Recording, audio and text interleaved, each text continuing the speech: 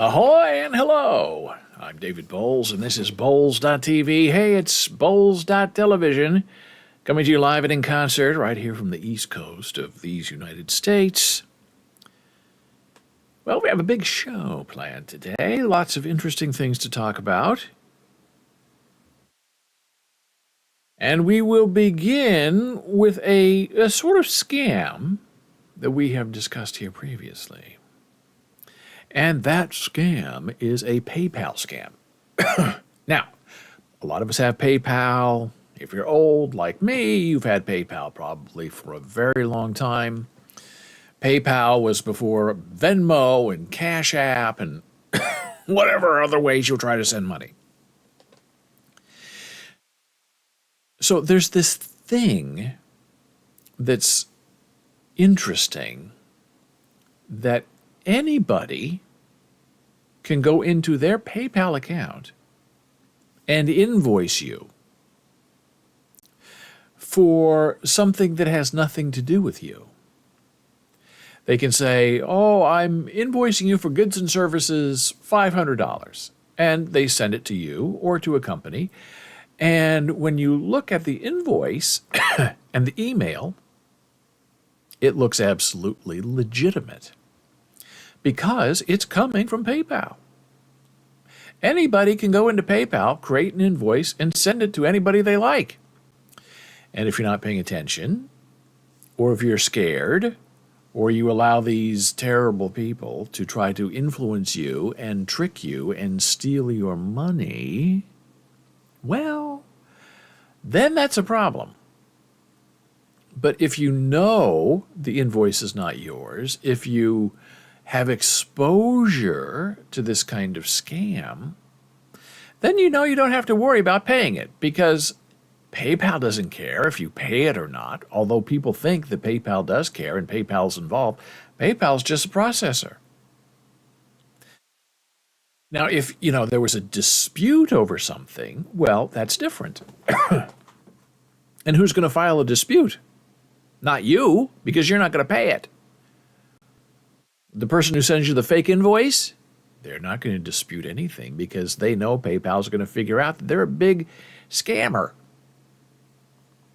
So the important thing is to know when these scams are happening and how to avoid them and how to notice them. And with the PayPal scam, it's very, very tricky because it is all 100% authentic on the PayPal side coming to you. The only scammy fake thing about it is that you are told you owe this money when you don't owe the money.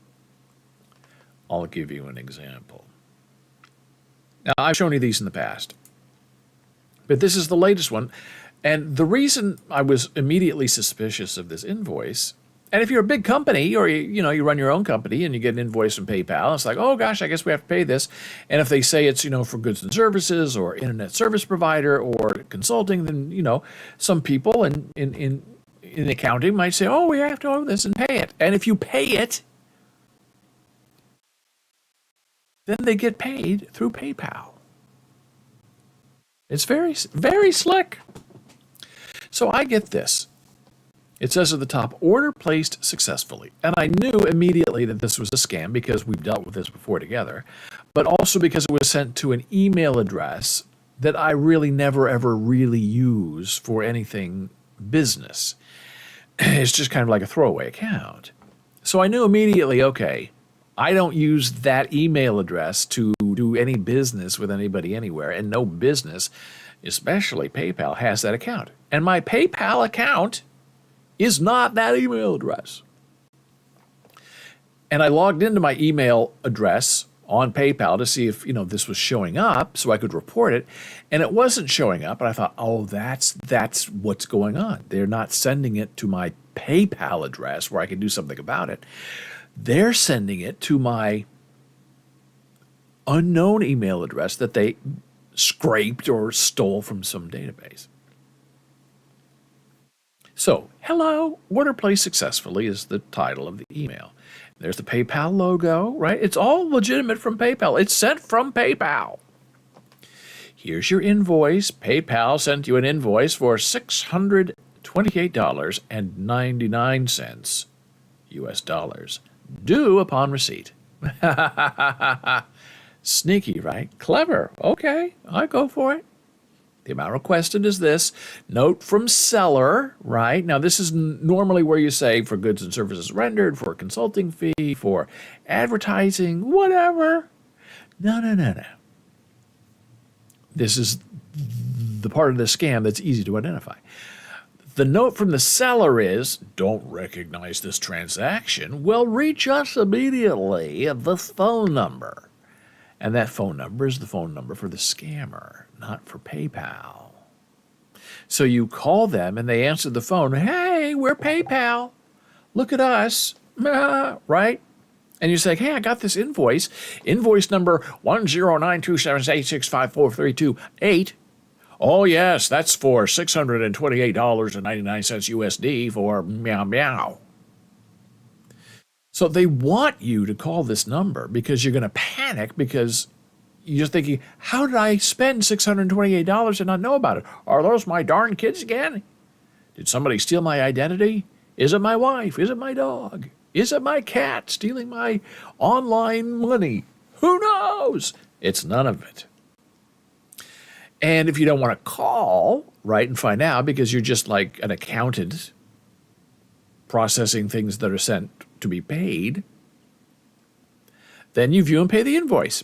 Beep. And then they get their money. And then if you realize you've been scammed, you can try to go to PayPal and say, hey, wait a minute, I think I was scammed, and see if you can get your money back. But if it's for goods and services, you won't get it back.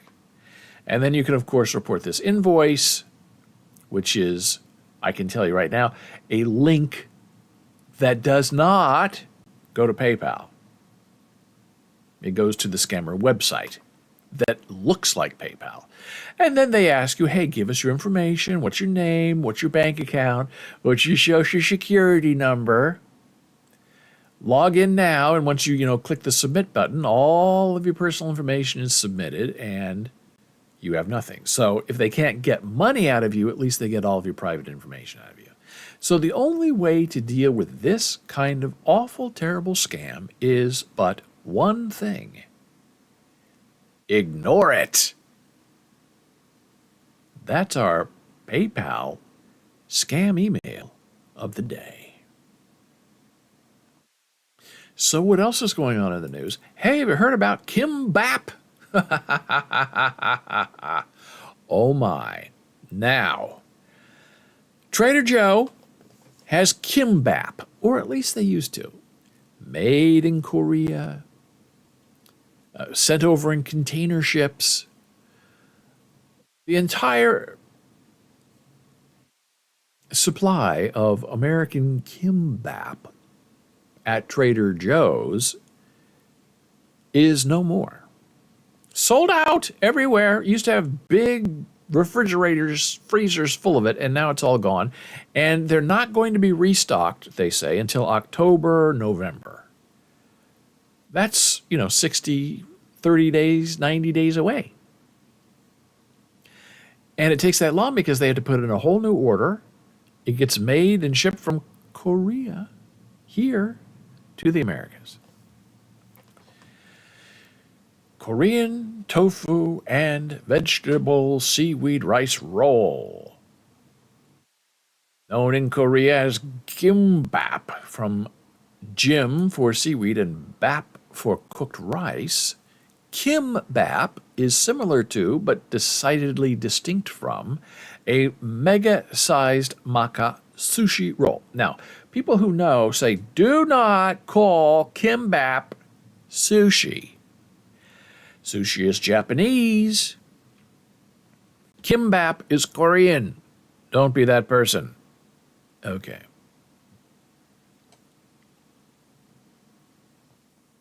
Whereas maki is typically made with vinegar-seasoned rice and focuses on one filling, like a single variety of vegetable or fish, kimbap is made with sesame oil-seasoned rice and can contain all kinds of combinations of savory fillings. Trader Joe's Kimbap, for example, takes a veggie-forward approach. Our supplier, a kimbap expert in the Republic of Korea, arranges an assortment of sautéed greens, crunchy root of vegetables, and crisp pickles around a base of braised tofu, wraps it all in a layer of rice and seaweed, then slices it into 2 or 3 bite-sized rounds. When viewed in a cross-section, our conveniently quick cooking kimbap resembles a marvelous multi-flavored mosaic. After cooking from frozen for a mere 2 minutes in the microwave, it can be enjoyed hot or chilled, served as an entree, a side, or a snack. And while it's flavorful enough to hold its own as a dish, it is also accessorized well with a bit of sriracha, gochujang sauce, which we have, and I'm not pronouncing it right, but it's super delicious, from Trader Joe, or reduced sodium soy sauce. For an even more satisfying textural dimension, we recommend giving each piece a quick pan fry, 2 minutes in hot oil per side, ought to do the trick. Interesting stuff. Now, Trader Joe sold out of their kimbap supply in probably, I think, 10 days. Because once people started talking about it online, people went crazy. And they ran and bought it by fistfuls. Now, some people would go there and buy 10 of these rolls at a time. And I guess the rule is with Trader Joe, when something becomes hot and viral like that, then the individual stores are supposed to say, okay, we're limiting the kimbap to 2. You can buy 2 at a time, not 10 at a time. That didn't seem to happen because I think once people found out about the kimbap, they would go in and buy 10 at a time, run out, go back in, buy 10 at a time, go back.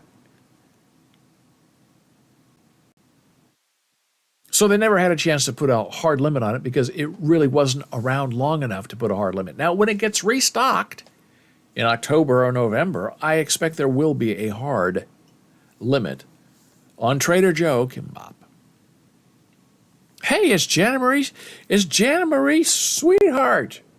It's really good. I bought 7 of them the last time. Yes, I'm selfish. It's just that good. And I should show you one that we have in the... give me 1 second. I'll show you one that we have in the freezer. I'll put the test pattern on so I don't look too weird, but I'll leave the sound on. Freezer's right here. Part of the fun of doing a live show is you can just kind of do what you want to do. And so I have, and I shall do again. So this is what it looks like. Now, it's huge. You wouldn't think it'd be this big, but it's big because it's kimbap. And you really, you cut off a corner. And you really do. You put it in the microwave for all of 2 minutes. And then you let it stand for a minute or 2, because sometimes they're like little frozen parts. So you have to let the steam have a chance to unthaw it. And then you share it with your most beloved, and then the sauce. And I forgot the sauce. I'll get the sauce in a minute.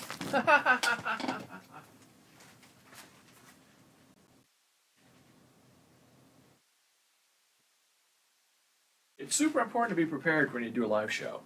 And I wasn't prepared. Oh, I didn't think I'd be doing this. But hey, that's why we do a live show, because we have fun. So this is the sauce we use. Gochujang sauce? I don't know how to pronounce it. But it's super delicious. It looks super spicy. We don't like spicy things because we're from the Midwest. But this is different. This is like a very soothing sort of hot sauce. It's actually super duper delicious. So you take this and you heat it up, and then you add this, and you got a whole meal. And it's just delicious and unbeatable. So you have all these things, right? And you're out of stock. This is very wet. I don't know where I'm going to put it because it was in the freezer. So Trader Joe's out. I can't have it. Go in there, ask for it. Oh, we're out of that. Well, here's what the online people are saying you should be getting. And they say it's just as good as the kimbap. This is kimbap from H Mart. Now, I didn't know what H Mart is. It's H-MART. And it appears to be like a Korean supermarket chain that's small and sort of hard to find. There is one in Sunnyside, Queens. That is the closest one to us, but not terribly convenient to get to. But look at these. And they say, people who know say, you can go in there and buy this right now today, and it's just as delicious or more delicious than that you get from Trader Joe. Okay.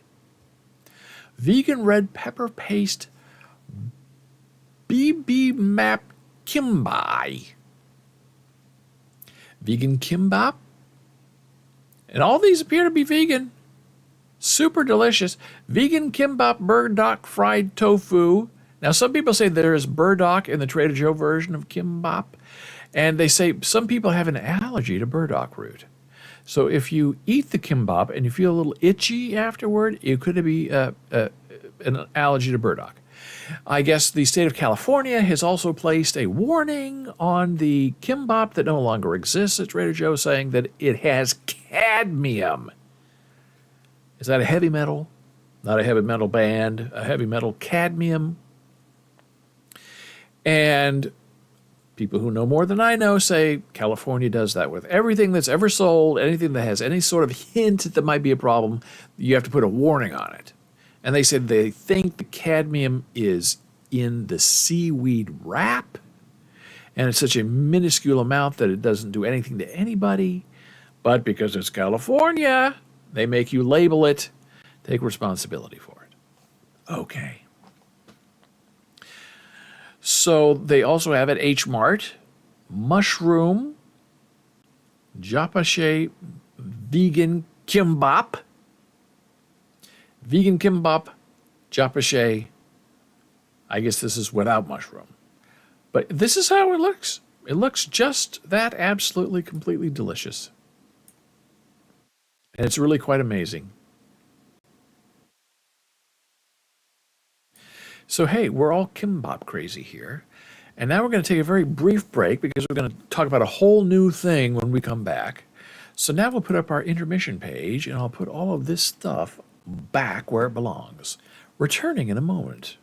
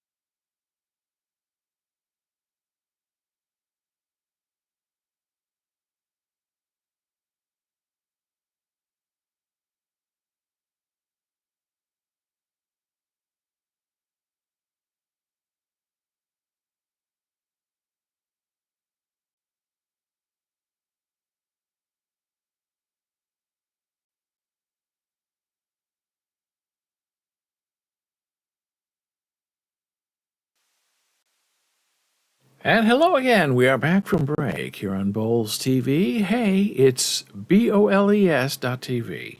It's Bowles.television. Coming to you live from the East Coast of the United States de Americano. So, we have a large topic of conversation now. And it can be a little complex, but the ideas are very simple. What do we value as a society? And what we choose to value as society defines us. And it can either be a positive definition or it can be a negative definition. So as you may know, I am originally from the great state of Nebraska. Not for everyone. The good life, it's not for everyone. Isn't that interesting? When I grew up, it was Nebraska, the good life. That was the PR slogan for the state. And now it's Nebraska, it's not for everyone, which I guess they think is like funny and charming and self-effacing. I think it's awful. And the people who invented it, the PR people, are not very nice because they're making fun of Nebraska. And Nebraskans are unaware that they're being made fun of. At least most of them are. So the University of Nebraska is known for its football team, not its academics. It's a Big Ten school, sure. Big Ten, what does that mean? Football. That's what it means. Now, I graduated from the University of Nebraska-Lincoln and never went to a football game. But to the people of Nebraska, to the regents of Nebraska, to the board of directors of Nebraska, to all the brass at Nebraska, Nebraska is a football school. It's run by the football team. The highest paid state employee at the University of Nebraska, Lincoln, is the football coach. Now, that right there tells you what Midwesterners value, and particularly what Nebraskans value. They value football. And it's dismaying because when I was at the university, I was an English major, a minor in theater, right? The humanities, the arts. That's on its way out. And we're going to discuss that as part of this conversation. So what you value tells people about you. And when I left Nebraska, went to Columbia University in the city of New York, that's the full name of the school, because there is a Columbia College, I guess, in Missouri. And when I told people in Nebraska I went to Columbia, they said, "Oh, Missouri?" No, New York. What? And you tell people, "Oh, we went to Nebraska." Oh, football school. Yeah, that's the reputation. That's what carries around with you. Not great English department, not a wonderful writing program, interesting theater, dance, singing, none of that. Football school. And we're not alone. There are other football schools around too. Now, Michigan, I don't think, is necessarily known as a football school because they are outstanding in many interesting different ways, for example. Same with Ohio State. Maybe it's a football school, maybe it's more than that. But here's where it starts becoming an issue as Nebraska grows deeper and darker red, and the two pinpoints of blue hope in the entire state are the cities of Lincoln and Omaha, but they are blue, pale blue dots in an ocean of deep, dark, bloody red republicanism. And pale blue dots are not worlds. They are just dots on a map.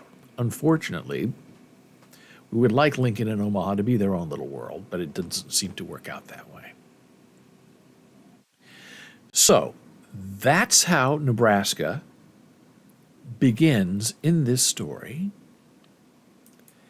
And this is where it gets really interesting. Because the state of Nebraska, who claims to have no money for anything, they keep cutting funds to the school, not the football team, no, but to the rest of the university to cut costs. And we're going to talk about how this whole idea of these state schools, Republicans don't like it. they want state schools to become trade schools. They don't want them to teach humanities or the arts and other things, which we'll get to in a moment. But this is striking. Northeast Lincoln, where I am from, I grew up and lived most of my early life in Northeast Lincoln, went to Northeast High School. You can't get more Northeast than that. Northeast Lincoln site chosen for a new state penitentiary. $366 million. So there's no money for the arts, no money to pay professors more at the university. But the football team this week is celebrating their new locker room. And the state has been able to find money to lock up even more people. So what we value as a society and as a people defines us and condemns us. Because people generally make really bad decisions, not just about themselves, but about the lives of other people. So here's this new penitentiary that they're building, and they're putting it in Northeast Lincoln, in sort of a residential area. The old penitentiary is kind of downtown and out of the way, and I guess it's valuable land because it's downtown, so they want to move the new penitentiary into Northeast Lincoln, where all the criminals are. Oh no, maybe they didn't say criminals. They said, oh, that's where all the staff lives. So all the people who want to work in a prison, and they have a high turnover rate of employees, all those people are going to go work in Northeast Lincoln and deal with these toxic inmates who get locked up. 1,500 bed facility. So they're gaining 300 beds. They can incarcerate 300 more people than they can currently. Now, what homeowner in Northeast Lincoln would want to have the state penitentiary in their neighborhood? And you can see in this image. That's the location of the site, and all the images you're seeing that look like, little worms. Those are houses. Those are neighborhoods. Look how close they are to the people. So the people who are in Northeast Lincoln are like, why are you putting the criminals where we live? Why don't you keep them downtown on the outskirts of town? Why don't you go put them in a small town like Tecumseh, where I guess there's some kind of a correctional facility? And people who know about what happened in Tecumseh that was a big mistake. They built a big place in Tecumseh. Nobody wants to work there. All the locals didn't want to work there because it was terrible conditions, and they all quit or were fired, and then they had to be hired back because they couldn't find anybody who wanted to drive to or live in Tecumseh, Nebraska. So I guess they think that people who live in Northeast Lincoln just can't wait to go work in the penitentiary. How they have the money for this, we don't know. The rumor is this is the governor's way of somehow punishing the liberal blue dot mayor of Lincoln by putting this new penitentiary right smack dab in the middle of blue collar working people in Northeast Lincoln. So that's the first hint, if you need one, that things are changing. That the world is not how we perceive it, but how we wish it to be. And the people doing the wishing can't be trusted. So now we go to another story that's just as disturbing as the football team at Nebraska getting a new locker room when there's no money for the university itself. And I don't want to hear how the football team, contributes money to the scholarship fund. When your whole identity is football, you have a problem as a university. And how you're going to put the new penitentiary, finding all this money for a penitentiary and putting it, where the poor people live in Lincoln and Northeast. So West Virginia University, another state school, deep red, Republican state, is cutting its world languages and creative writing programs. Not just making little snips, but devastating removals of programs that help define a curious and interesting mind. What we value as a society defines us and condemns us.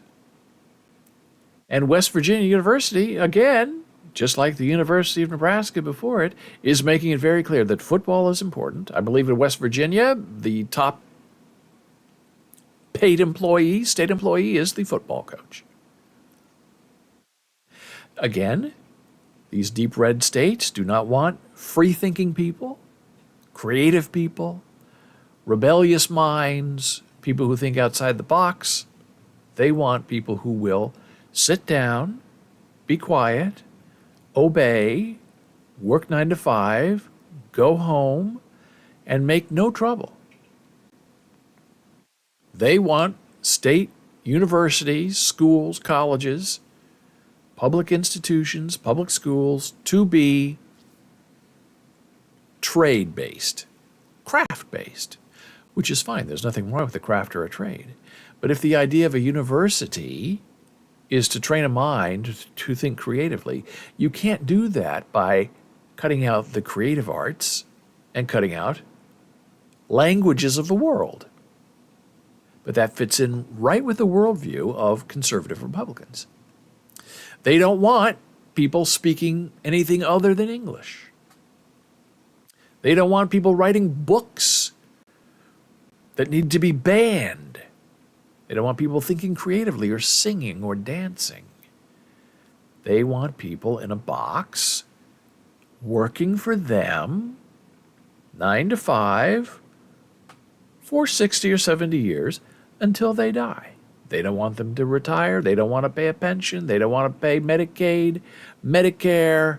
They want you just working in a factory until they say you're free to go home and die. It's very disturbing. In a move that shocked the faculty of the University of West Virginia, West Virginia University announced last week it was proposing laying off 169 faculty members. 169 people are going to lose their job. 7% of the faculty of West Virginia University in the main campus, the flagship campus, are going to be gone. They're going to be wiped out. And it gets even worse. 32 of the university's 338 majors would be removed, shut down. Other programs would be consolidated, like those dealing with the state's historically but declining mining industry, which would be converted into an energy program.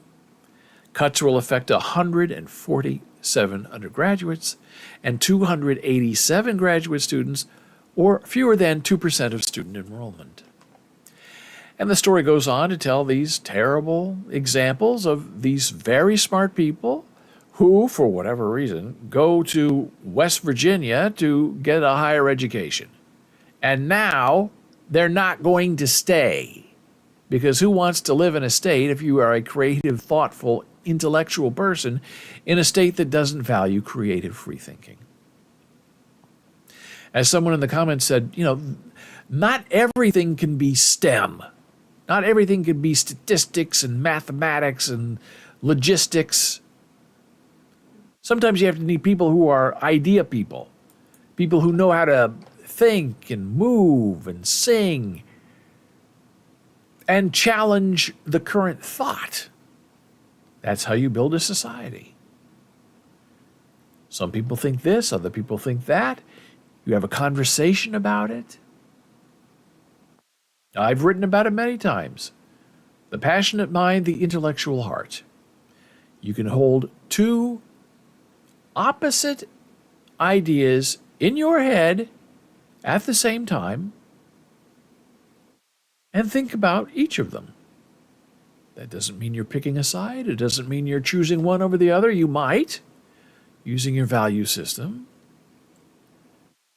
But there's nothing wrong with having two equal and opposite ideas in your head at the same time. There are those who do not want you to think that way. They want to tell you how to think, how to behave, how to act, how to stand up, how to be straight, how not to bend. They want you rigid and condemning people who are not like you. And that is a massive problem when it comes to the education of a young mind. Now, what will happen in the private schools? You know, the public schools, the state schools, the land-grant schools, you can kind of see the writing on the wall. They want to make them STEM, math, trade schools, crafting, none of the humanities, none of the arts, only science, but not that kind of science. Science where, you figure out how to, build things so those with the money can have bigger buildings. No Shakespeare, no sonnets, no art gallery, no painting, that is what they want for us and for a people. Because the arts, the humanities, makes us think about the world. We consider our place in the world.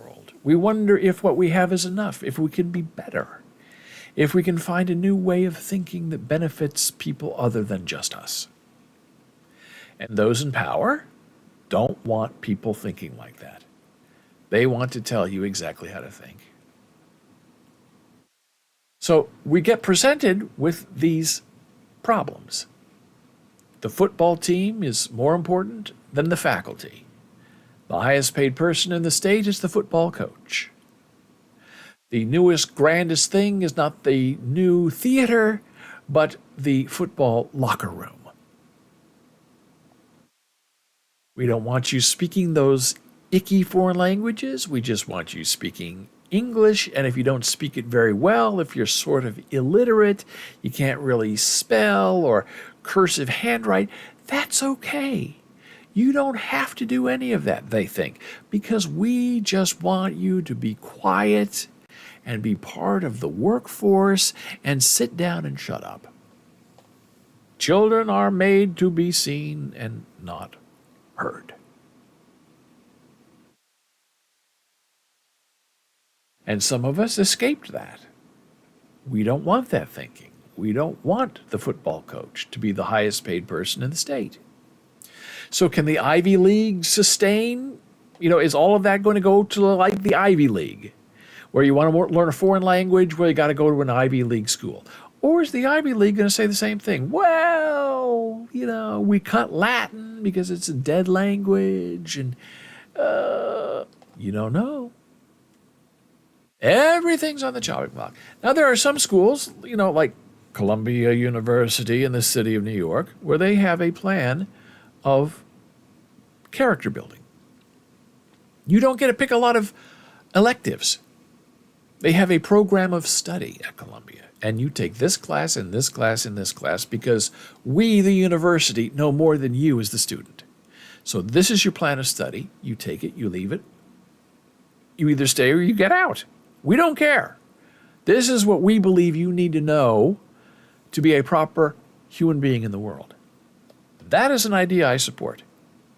Columbia motto, in your light shall we see the light. And there are those among us in Nebraska and West Virginia who do not want you to have a light. They want you to remain dim and dark, deconsecrated, alone, whimpering in the cold, dark night, so you can go back to the line and continue working into your grave. So that's my take on what we value as society defines us and condemns us. Rarely celebrates us, unfortunately, right? It's a hard thing to try to find your space in life. And as I asked my students on almost the first day of every class, no matter what I'm teaching, I ask them, and I teach mainly the arts and humanities, I ask them, what kind of life do you want to have? And some of those students don't know how to answer that question. Some of those students have never thought about answering that question. A lot of my students come from homes where they are the first person in their family to go to school, to go to college. And I encourage them to think about answering that question. What kind of life do you want to have? Actively think about it. Act on it. And none of them want to be put in a box or work in a factory or be told what to do from 9 to 5 by people that they don't like and by people who do not respect them. And those are the minds that scare the conservative politicians who are trying to make all these state schools compliant, not relaxed, rigid forms of body and mind control. That's what it boils down to.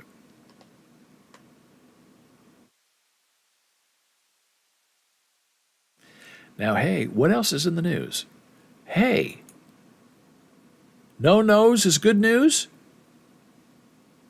There's a big rigmarole, as the kids are saying, about Bradley Cooper, who is making a movie about the life of composer Leonard Bernstein. And Leonard's children are now involved in this big rigmarole. Leonard Bernstein's children condemn critiques of Bradley Cooper's prosthetic nose in the movie Maestro. Now, this is Leonard Bernstein. Now, he smoked a lot, wrote the music for West Side Story, a great conductor, had children, but lived, as I understand it, as a gay man. You know, if he had been born later, he probably might not have even felt he had to get married to have children. And this is the nose in question. Now, your nose goes with your face. So if you have a big face, a big head, not big-headed, but a big head, like I have, your nose fits your face, right? And if you're a young kid, you grow into your nose, is what they say, right? So this is Leonard, how he looked. Big face, big head. Okay, oh, here it's even better when we look at it this way. How did I get that? Come back there. And when you look at Leonard Bernstein, his nose doesn't look that big because that nose is on his face. So I'm not sure I agree with Bradley Cooper. I'll put this link to this article and all the articles we've been discussing today in our live links area on our Discord server. So this is Bradley Cooper.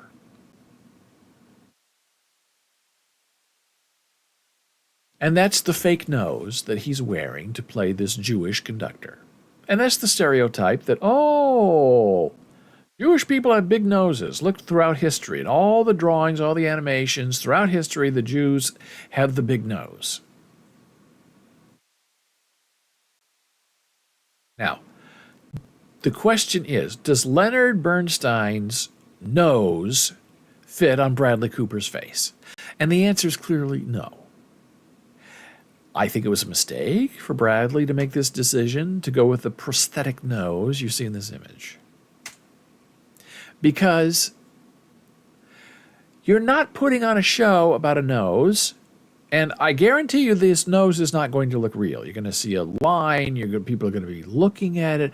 Where does his nose begin? Where does the fake Leonard Bernstein nose begin and end? And it's going to be absolutely ridiculous. It's a problem you don't need to have when you're trying to make a movie about a man. Don't make the movie about the man's nose.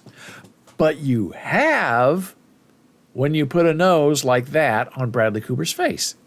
Bradley Cooper has a very thin, svelte, horse-like face, whereas Leonard Bernstein has a very big, fat, round face. Not that there's anything wrong with anybody's face, but I think when you do something like this, you're creating a lot of problems for yourself as an actor, as a director. And then, you clearly ask the kids to get involved. Hey, could you come out and say something about your dad's nose? And, forgive me for, using his nose on my face, even though it doesn't fit. But, I want to be authentic. So for me to be authentic, because everyone knew Leonard Bernstein had a big nose. So they recognized me on screen that I have a big nose too. I mean, how do you have a conversation about this? Oh, he was more than his nose. Oh, really? Not according to Bradley Cooper. It's all about his nose. So this is, I guess, the kid's statement. Bradley Cooper included the three of us along every step in his amazing story as he made his film about our father. We were touched to the core to witness the depth of his commitment, his loving embrace of our father's music, and the sheer open-hearted joy he brought to its exploration. It breaks our hearts to see any misrepresentation or misunderstandings of his efforts. It happens to be true that Leonard Bernstein had a big, nice nose. Bradley chose to use makeup to amplify his resemblance, and we're perfectly fine with that. We're also certain that our dad would have been fine with it as well. Any strident complaints around this issue strike us as disingenuous attempts to bring a successful person down a notch, a practice we observed all too often perpetrated on our father, who had a big nose. At all times during the making of this film, we could feel the profound respect and, yes, the love that Bradley brought to his portrait of Leonard Bernstein and his wife, our mother, Felicia. We also feel fortunate to have had this experience with Bradley, and we can't wait for the world to see his creation. Oh, it's painful. I feel for them. And I understand, once that decision's been made, okay, I'm going to wear a giant nose and pretend to be your dad. What are the kids going to do? The kids want this movie made. They want their dad known. He was a very famous, brilliant, genius man whom everybody loved, who we came in contact with, as I understand it. So this poor choice by Bradley to wear the big fake nose forces the family into saying, oh, Dad would have loved having Bradley Cooper wear a big nose to make him look more like Dad. It just doesn't make sense. It's a little weird, a little sad, but such is life. So when this movie comes out, Maestro, it's going to be, Maestro, the big fake nose movie. Because that's all people are going to talk about. Which is too bad, because they should be talking about the man and not his nose. Hey, that's our show today. We talked about a lot of fun things, had a good conversation. If you have any thoughts or ideas, you know where to find me. Until next time, take care, be well. See you soon.